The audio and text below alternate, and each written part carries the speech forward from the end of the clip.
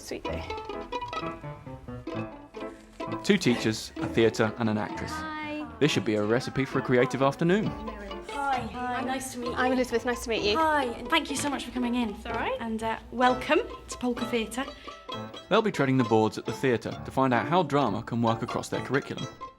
My name's Elizabeth Carter and I've been teaching at South Farnham Junior School in Surrey for 3 years, where I teach in Year 6. I'm Neris Samuel and I teach Year 5 at South Farnham Junior School in Surrey. I think all teachers are natural performers, to be honest, because you have to be if you want to stand up in front of a group of children and inspire them. I haven't personally got into role myself in front of the children. It'd be good today actually to think about what I actually do and whether someone who's got that dramatic background behind them would say, yeah, that's a really good way of working with the children. Teaching role is perhaps one of the more complicated techniques, but I put it at the beginning because I would often approach a workshop by thinking first of all about the teacher in role, partly because I actually think it's more interesting planning around a character. My name is Sarah Armisen, all right? I'm a housemaid in one of the big houses down the road, and I was asked to train you up in so that you can be servants, you can go into service. You ready to be trained? Absolutely. Yes? Have you got any experience? Well, I'm very sorry, but you're going to have to, my love, because if not, you're going to be in the workhouse for the rest of your life. It's a little bit like writing a mini play, I suppose, but including lots of activities within that, which the children can either show what they already know about the topic or learn a bit more about the topic. Hello then, why are you in the workhouse? Oh, my mum died giving birth to me and my dad had run away, so I was just found in the workhouse like Oliver Twist. Really? Oh, and what do they make you do every day? Well, they make me scrub the floors, and I'm not allowed to see my brothers and my sisters because they're in a different part of the workhouse. I mean, that's one way of doing it. The sort of training them up to do something. Another way would be a sort of investigative, information gathering style of role play. So you could be, say, a journalist. What Anna was able to do, which I think some teachers would find harder, is the staying in the role and the complete, inside yourself, believing that you are that character. I think the main thing is just not to worry about it. I think kids are in role all the time anyway, and they'll quickly get very used to the idea of their teacher doing it as well. What would happen if either of you became ill? Who would look after you in that situation? That doesn't exist, illness. You can't be ill. You've just got to carry on. I get very ill. What do you get? I get mumps.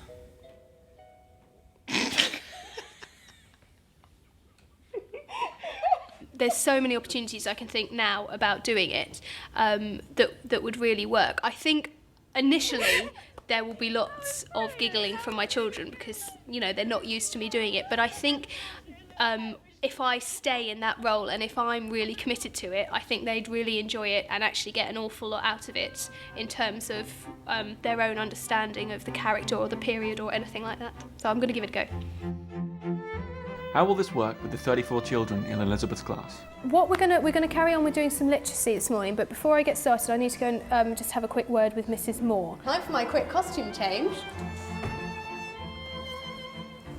I just think I don't know if they're just going to laugh. That's what I think is going to happen. Right. Guys, okay, seriously, we haven't got long. Okay? Okay, right. I was told I'd find you here. I've just seen your teacher on the way out, okay? I don't know how long we've got. Right. We have been studying the poem Macavity, and Nick McIntyre came in. Well, our teacher went out, and then this press agent guy came in. When I first came in, they were going to laugh, but I think the way you need to deal with that possibly is just to throw yourself even more into the character. So everyone just get up for me. Right. If at any point you hear the words, "They're coming!" that is your signal to get down and get silent. So just have a conversation with your partner. They're coming! It was really quite intense for me as a teacher because you have to stay in role the whole time. And I did feel I'd sort of switched between Del Boy and Dick Van Dyke at points, but it was actually really enjoyable. Do you think our teacher would mind if we borrowed her necklace? No, I think she'd be all right with that as long as she put it back at the end of the lesson. So another method which I find works really well is to send the children on a sort of quest where they meet different relevant characters along the way. The quest is a good way in for people who aren't used to acting in role, because you only have those short snippets of being that character. You're going to have to tell me of 5 inventions during the Victorian era. Yes. Mobile phones. Not quite. The telephone, though. The telephone, not mobiles, but telephones. She did a fantastic bit of role play as Florence Nightingale, but you know, with her own voice, but very calm and completely believable. And she immediately took on a different energy from her own, which is part of it. And I think that comes with character as well. I think the quest actually really struck me as a favourite. I thought it was a really excellent strategy. It wasn't sugar. I think that's the one that struck me the most and I'm most looking forward to using. I felt a bit surprised when she started dressing up as different people. For this quest, you're going to meet 3 important people in history, and the first person that you're going to meet is a gentleman called Henry VIII. I was surprised because when the first pupil came up, I was like, what's he doing? And then suddenly he gave the robe to Miss Samuel and she put it on. I was like, what's she doing? Now then, I hear that you are wanting to be one of my courtiers, is that correct? Yes. Yes, Your Majesty, you would address me, is that correct? Yes, Your Majesty. She was dressing up as Henry VIII, a sailor, and Elizabeth. And she gave us 3 tasks to do, and she told us if we completed them or not. I don't want to do this business anymore, so I need your help.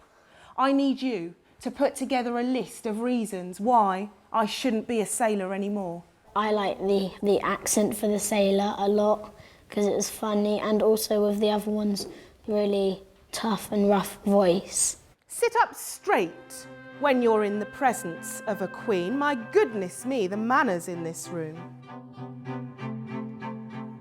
So we're going to create the sound of the Victorian kitchen. And when I do that, I'm going to ask you to get louder. And when I do that, I'm going to ask you to get a bit quieter. By creating the soundscape, you're getting information about the world that these people lived in and giving them a step before they're actually performing or having to create a scene or having to report or describe how something works. You know, they're doing it a very simple step beforehand, which is just sitting down and using their ears to imagine, to listen and to imagine what those sounds would be. We're going to make the noise of the Victorian kitchen with the sound of the street noises outside as well. So after 3, 1, 2, 3. I mean, I can't believe how much work I've got to do. Get me that rolling pin and bring me some news. Right, come on girls, we've got to get going. Right, get up the stairs and get the master's paper and bring it back down. I would normally do this by sitting them all down in a circle. Yeah. And you'd go, you'd be inside the circle and you would, you know, conduct them basically, literally conduct them like an orchestra. I think it would be better if you've got like 4 children doing like the cook, because then they've got others to feed off. We were doing history. Look at this picture by William Frith, and it's called the railway station. We were in groups and we were kind of trying to get the atmosphere and the kind of noises of what would be like at the station, at Paddington Station.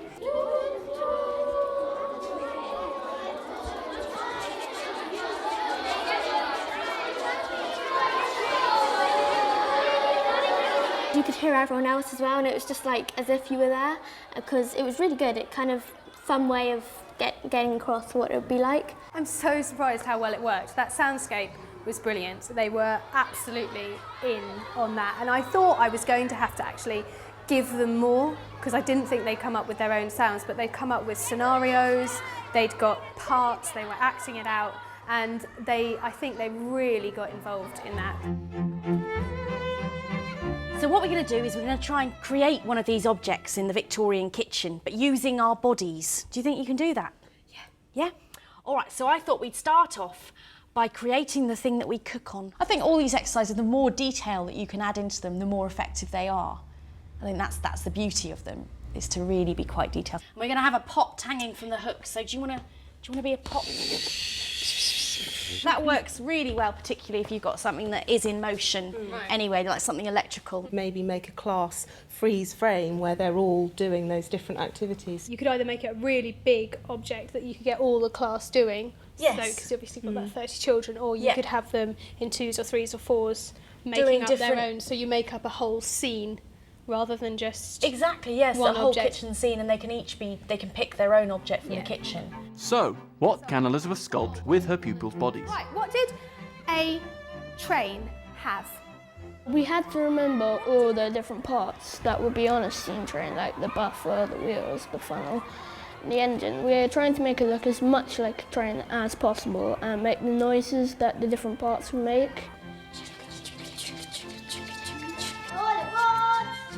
With our bodies, it was quite good because it was really enjoyable to do, and it was also kind of telling you about like the model of how the train would be, and so that was good because then you could also think about what it would be like to be on the train and where everything would be, and it's good. Hey, brilliant, guys, that was excellent. You know, they thought really carefully about what they wanted to make and how they were going to use their bodies, and actually we had 4 different interpretations of the same task, which I was really, really impressed with.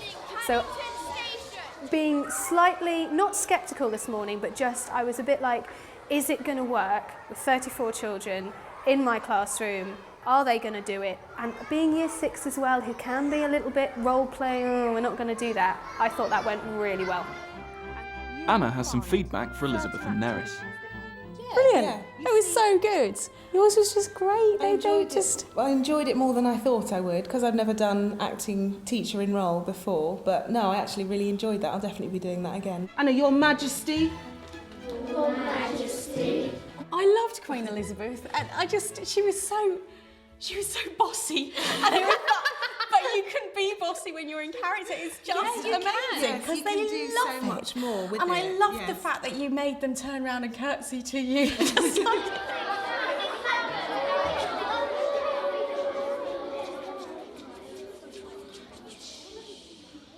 Wow.